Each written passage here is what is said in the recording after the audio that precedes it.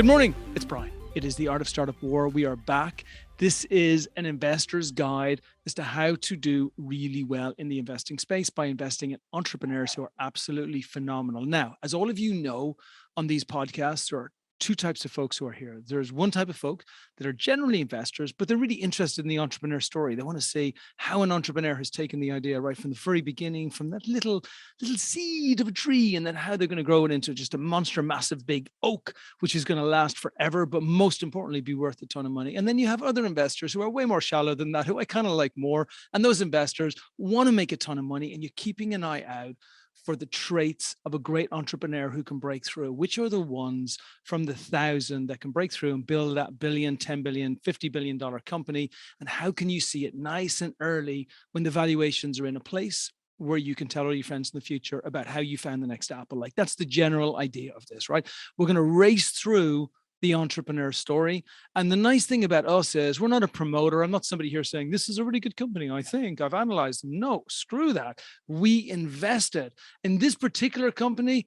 Honest to God, as soon as we got the investment in, I called my colleague, who's a fellow called Jonathan Wallace, and I said, man, we were lucky because this is a killer company. It was a killer company from the beginning, and it's even getting better and better and better. Now, before I bring in the entrepreneur, before we talk about the company, before we understand what the product is, I want to give you a feeling as to what went through my mind as an investor looking for a great company at the beginning. There were two things that struck me as really important. The first thing is the belief of the startup herself. I felt it. I felt it from the first moment we were on a call. The question was not, are we going to be able to break through, to get through seeds, to get through Series A, to maybe be able to break through? The question was, who are the partners that I'm going to have on this journey? That was it, right? The second thing, which I love, love, love, love, all of you who know me know how I feel about growth. You know how I feel about amazing entrepreneurs who don't have to be desperate for money. They don't need $1 million to bring in $500,000 or $2 million. They're the entrepreneurs who go out there, they build a product themselves, they get it out to market. They're going to be successful no matter what, with a ton of money, with a little bit of money. Just the only difference the investment makes is that they can get there a little bit quicker. I felt both of these things in spades within the first 5 or 10 minutes of the conversation that we've had. Since that time, we've become investor friends, and now I see it 10 times more. So is that a good enough intro for you? I think that's pretty good. Pretty damn Yeah. good. I mean, Am I wrong? like I feel like I'm going to come out on the TED Talk stage or something like that now. But am I wrong? I'm not wrong. Really. I mean, seriously, No. on those two things, I'm right, right?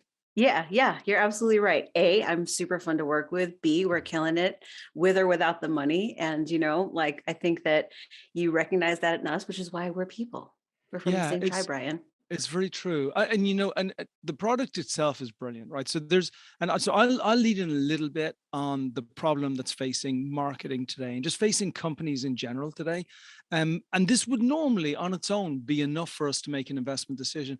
But without those first two traits, a great product, a great idea, even great timing isn't enough unless you have an entrepreneur that you know and they know are able to break through and will break through. And unless you have this mentality on driving traction, everything else is just too tough, even with a great product.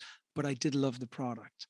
And the fact that you're attacking the central area, especially within small and medium-sized companies, whereby they can probably get access to the data they require to be able to make better marketing and business decisions, but they can't get the people that are required to analyze the data to make better decisions. So it's like the worst in the world because they have access to all of the answers to all of the problems they have, but they can't do anything about it because they can't hire the 5 people that are required to analyze that data, manipulate that data, and turn the data into actual outcomes. So you nailed this. You built a technology that allows companies to be able to do this, which is huge for all of us who have pissed around with Google Analytics for God knows how many years, until the stage that we don't even bother anymore because we realized it was just a vanity metric. So I want to know 2 things.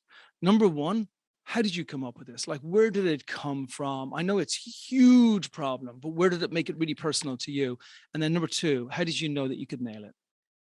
Yeah, well, I mean, number one, I've been in digital marketing analytics and customer analytics, platforms, apps, you name it, at the biggest agencies in the world. And as such, like I worked on Toyota and Intel, but during that same time, our hourly rates are like $300 an hour. So every other business that couldn't afford that, they'd say, "Oh, we'll do the websites, or we'll do the media, and then the analytics, we'll just figure it out later." And they never do. They never do. Like they're sitting there with a bunch of dashboards, and just having data today is kind of like synonymous to we do analytics. And the truth is that it isn't. It's just a bunch of dashboards. You mentioned yourself, you're just messing around, looking in there, trying to make guesses. And that's exactly what it is. You're making random guesses on charts and graphs. And so, my personal success as a director of analytics working for these largest companies is leading to basically based on the idea and the philosophy that an analyst insight has to either tell you how to grow your business, tell you how to get more customers, or save money doing those two things. And if you're not doing that, then you're just screwing around. You're wasting time and you're wasting money. So, in that time, like we've been, tripling business. I made $40 million over the pandemic in incremental revenue for an education company. That's the power of analytics. That's what happens when you don't mess around with a bunch of dashboards and you're just constantly doing research. So, the problem over a 15-year career is, again, like we're too expensive. People can't afford stuff like this. So only Fortune 500 companies can pay me. And, I know you already know this, but in 2016, I was just like, I'm tired of selling jeans. I'm tired of selling cars. Like, I want to do something good with my data analytics skills. And so I went to the Philippines, which is my mother country, to start doing data for good. And I was recruited to do data analytics for a media company. Now, this is the only one not paid by governments in the Philippines. Actually, journalists are riding around in bulletproof cars to try to expose the truth. And in that time, that's when Facebook and Google was really siphoning revenue from media companies, and in that time, we increased revenue 40%. We created a data architecture that is basically fueling an optimization on the platform for civic discourse versus just optimizing for ads. A media site when it's optimized for ads because you're just getting like pop-ups all over the place. And as a result, And at this stage, Clickvoyant was a thing. It was it was in becoming a its, thing. it was becoming a thing. We were, my co-founder and I were like, we need to get the kind of work we do into these hands of businesses who can't afford us, who keep passing up on these opportunities because they just don't know how to get there. So I went to the Philippines to partially build Clickvoyant and partially work on this product. And, for that woman, she had all the success from her analytics insights. And in December of 2021, she was the Time Magazine's Person of the Year and won the Nobel Peace Prize. So, when I think about that, Brian, it's just like solidifying. Like Clickvoyant was already in process. We were using Clickvoyant, the early prototypes to help fuel some of the work she was doing. I took an 80% pay cut to do that. And I like, there's no reason that you have to pay a lot of money to get these insights off of this data that you already have. If we can put, Clickvoyant on top of it. So I think that's what's making us successful. Clickvoyant's really like, we're just saying, screw this whole dashboard, crap, and let's just get into the heart of the matter, which is actually doing statistical research on the data that you already have. And then telling us what to do. And then tell us what to do. Exactly. Right? Like, this is what's happening now, not yesterday, not the day before, not 5 years ago. This is what's happening in this precise moment. And this is what you need to do about it. Okay, thank you. Nice and clear, simple, in a presentation format.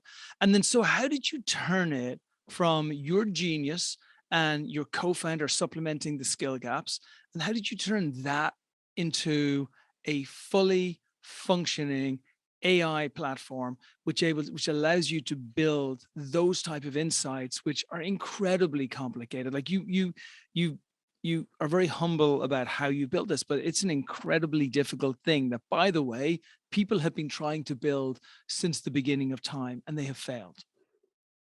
Yeah, well, I'll tell you, I mean, I feel like the solution actually is quite elegant because my co-founder, who's a data scientist, Kate, she, from day one, she recognized, listen, this insight, it's got to work on any data platform. It's got to output to any medium.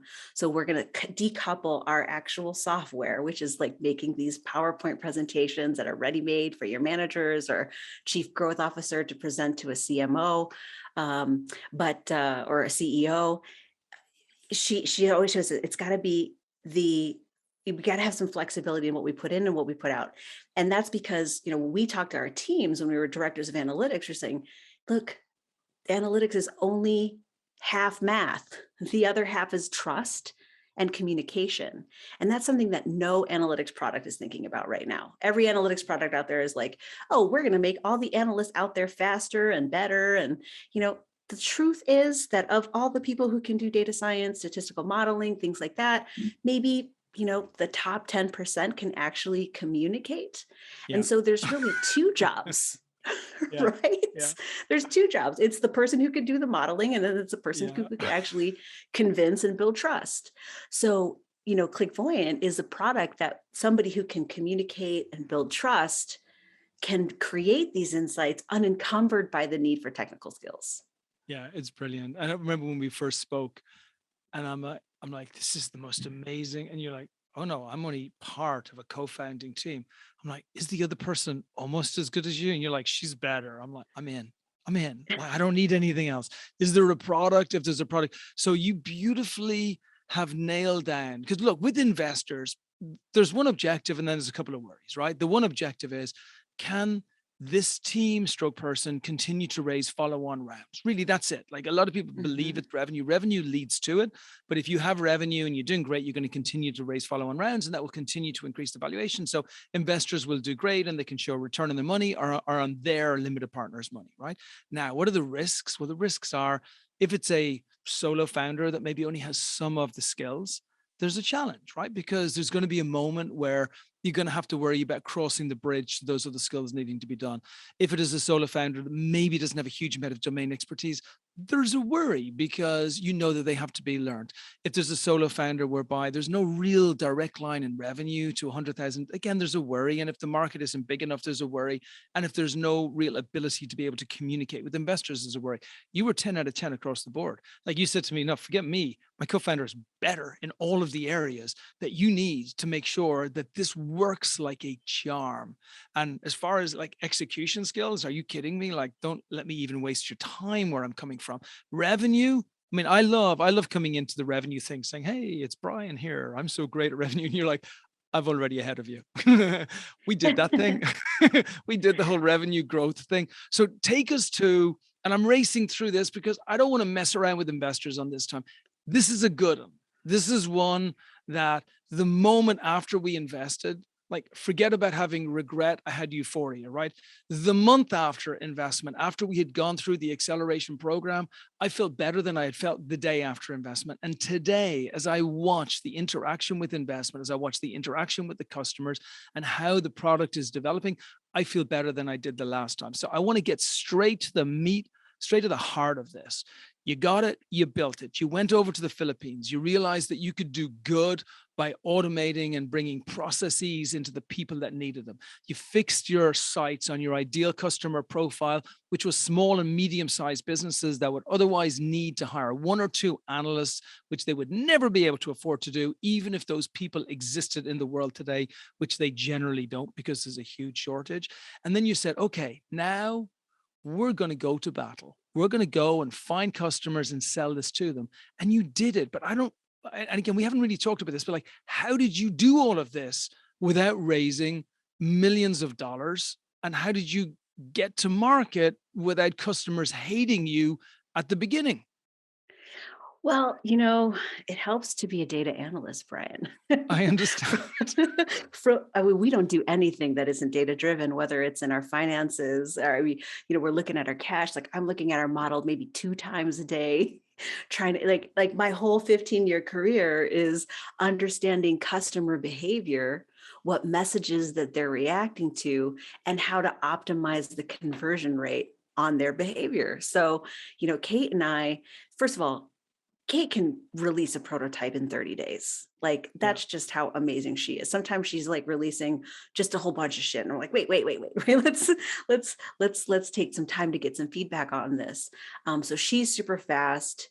Number two, we're data driven. Like, we're not going to spend money on anything, developing anything that say we haven't actually heard from our customers, heard from the 300 websites on their platform, heard from the agencies who are, or the enterprises or small enterprises that are our customers. We're building for them. So we're 100% user focused.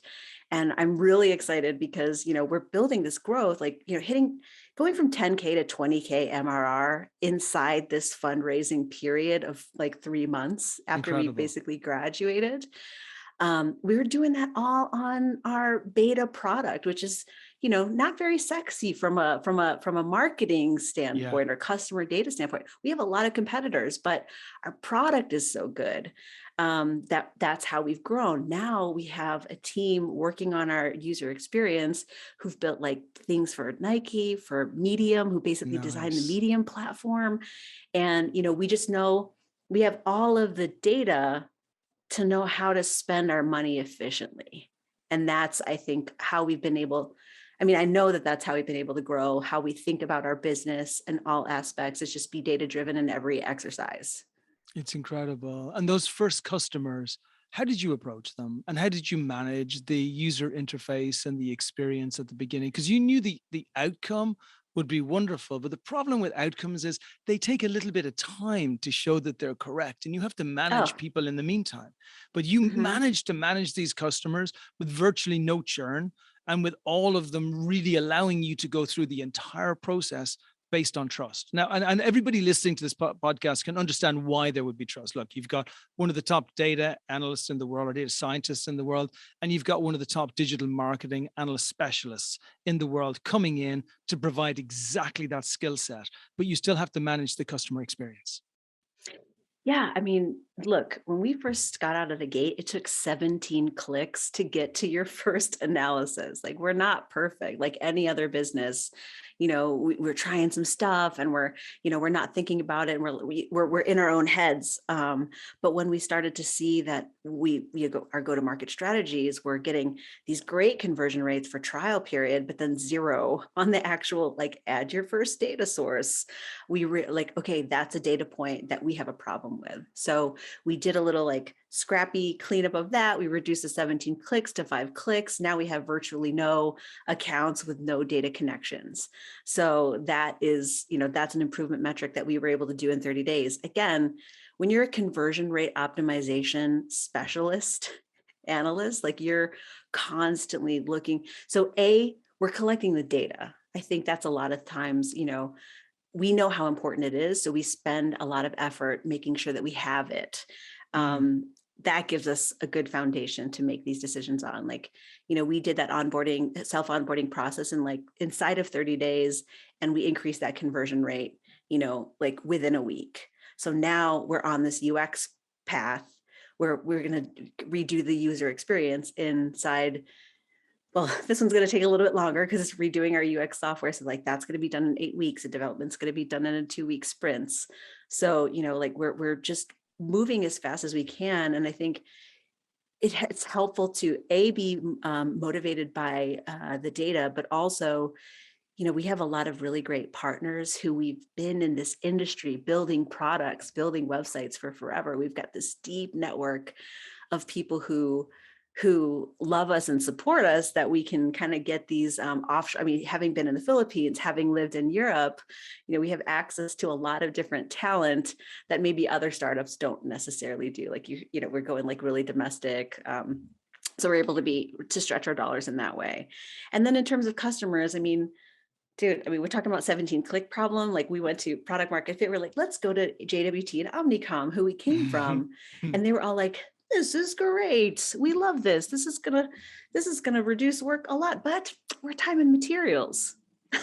So we're really no impetus to do anything in 10 minutes.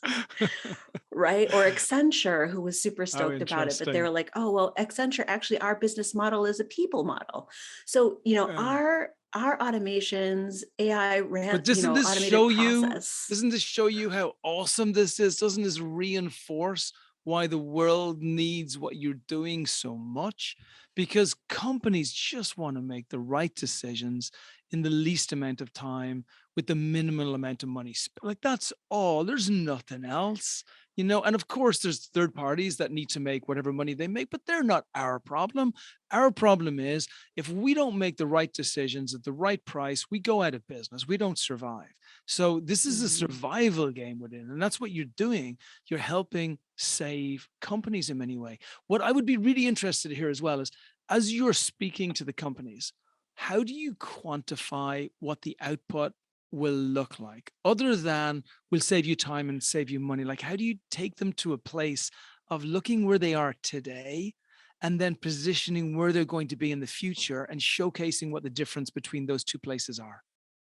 Yeah, well, that's the magic of what we do. And for whatever reason, Kate and I seem to be somewhat unique in this position in the analytics industry in general, which is the only information that you should be sharing is what opportunities are there to grow incremental revenue. So here's an example.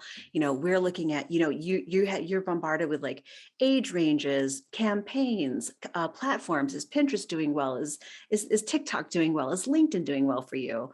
What we're always doing is calculating how much money are these different customer touch points generating for you in either new business or repeat business. And Gold. then we model that to say, hey, if you're going to optimize these pages or these campaigns, that's going to be worth another, $90,000 in the next 30 days.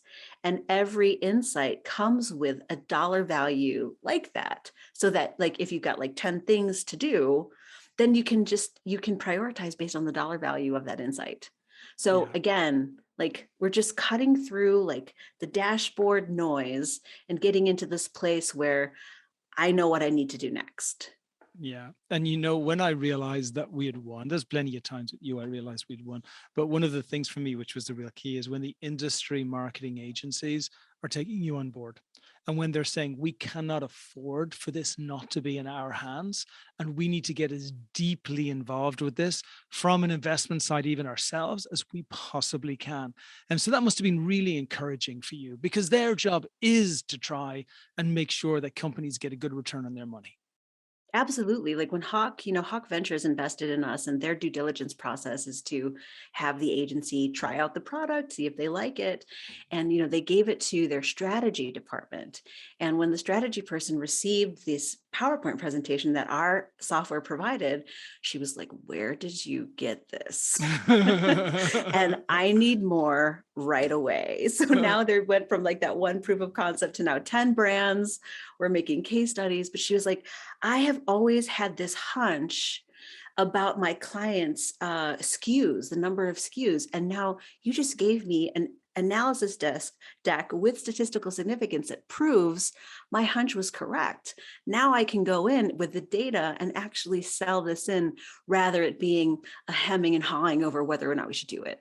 Yeah, and I spoke to Drew afterwards, and I'm like, and he's just like, it's just awesome. It's like that's the entire diligence. It's just awesome because they tested it. It wasn't hypothetical, and this is what we're going to see investors over and over and over again with this software. When you have incredible, strategically placed entrepreneurs who know this space like the back of their hand, solving a problem that they have watched people stumble and mumble over for years and years and years and years, and then they bring it to market, and then the people in the market who are the experts at that market, i.e. the marketing agencies in this particular case, they start investing yourselves, you got something really good here. So I want to run into the traction going forward, and I want to run into the fundraising going forward. I think everybody listening to this is, Brian, we get it. Enough about it. She's great, our partner's great, the company's great, the product's great, we get it. What happens next, right? Company has managed to double MRR in only a couple of months, which is crazy. And by the way, when I say crazy, when a company is fundraising, there's no time for anything else. What normally happens during fundraise, which terrifies me, and it's why I hate fundraise time, is that the revenue starts to drop because there's only 24 hours, right? You run out of time. It's that simple. In this case, the opposite is happening. And that's because you're actually the only one I'm slightly intimidated with, because I think I win on energy against everybody, like everybody except you. You never seem to get tired, or you hide it really well, but you're on a 9 all the time. And that's the only thing that I can attribute the fact that you're continually driving revenue while you're doing such an amazing job on fundraising.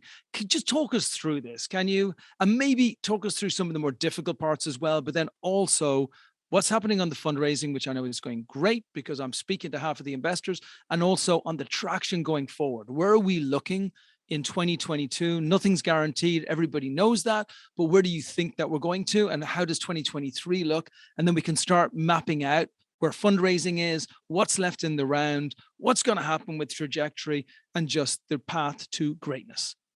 Yeah, absolutely. I mean, that's a lot to cover, but I mean, I will definitely say at the start of the raise, we were getting 10K MRR, now we're at 20K. I am incredibly organized. And as you know, if one person calls me out to say, this looks a little like, you got a stray hair over here, Mia, I'm like locking it down that day. So, through the accelerator, if there's an optimization that I can do in my daily performance, then I'm going to do it immediately. So, that's the kind of thing that we just got everything like dialed in, incredibly organized. I'm really good at delegation. Mm-hmm. We hired a virtual assistant to help with a lot of the different sales stuff. Anything that I could, we're an automation. This is an automation software. And so we're looking for ways to do that in every aspect. That's why Kate and I can do so much. We're a small and mighty team because we're looking for those opportunities. But I think also, as a first-time founder, this has been a really interesting learning process. Like we're just collecting data points for everybody that we're talking to, who's too early, who's too late, accelerators who or other, angels who have helped us along the way. We're bringing them in as well. And so that's kind of helping. In addition to that, we're growing also word of mouth. I think I can't take all the credit, Brian, because the Great Resignation, every data analyst knows that the best way to get a raise, a 20% raise, is to quit and go to another job. Yeah. So in this like Great Resignation, people are like, what about that robot, Mia? So I've been laying the groundwork doing product market fit for all these different kinds of companies. And now we're talking to, companies like Nixon Watches, MindGeek. I mean, we're talking to like even bigger brands that, before the pandemic hit, we're like, we're not quite there yet. Well, now they're coming to the table like, we just had a bunch of people quit. And they need you. Okay, so I want to get it from you in the last minute. How much are you going to, I know all of your raises soft circle. I know that. How much do we have left off the hard? And we don't need to do the valuation, just the amount that we're raising and what's left. And where do we think the MRR will finish at the end of this year? Oh, yeah. So we're raising up to $1 million.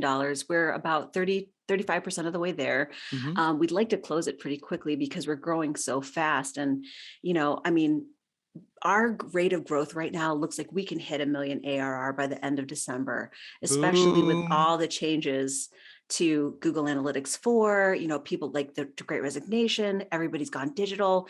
It's just going bananas over here. Yeah. Honestly, we're having a lot of stretch marks. Bring that 1,000% growth home. We know it's coming. Okay, so we've got the raise, and I know from the investors I'm speaking to, the entire $1 million is soft circled. So if anybody's interested in investing, they need to contact Mia. Mia, what's the best way to contact you? By email?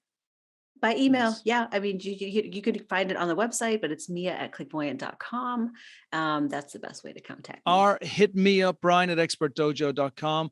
I can't tell you to invest in a company because that would be wrong. I can tell you that I would invest in this company 10 times over without even a hesitation on it because of all the reasons I've said so far. You see the growth. You see the market size can easily jump up to $10 million a month in revenue. You see the folks that are executing on it. It's a great company. I want to finish with one phrase from you. And that is, you're 10 years in the future. You're looking back on what you've achieved and what the legacy of Clickvoyant is. What has it done, Mia? What change has it made in the world? Who has it made it to? And what is the level of that change? That's what I need to finish out.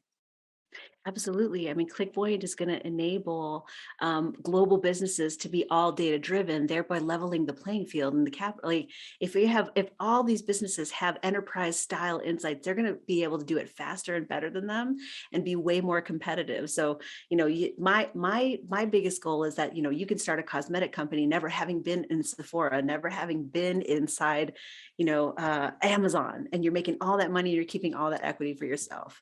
So that is the global goal. You know why I'm smiling all the time? Because every time I speak to you, I feel a little bit richer. Thank you. Thank you for being a part of Expert Dojo. Investors outside. Honestly, I never said this before, but don't be a schmuck. Reach out to Mia. There's a great opportunity here. Mia, let's keep on building. Let's keep on getting stronger and better together. Thank you so much for being a part of the Dojo journey. Couldn't be more pleased to have invested in you. Thank you, Brian.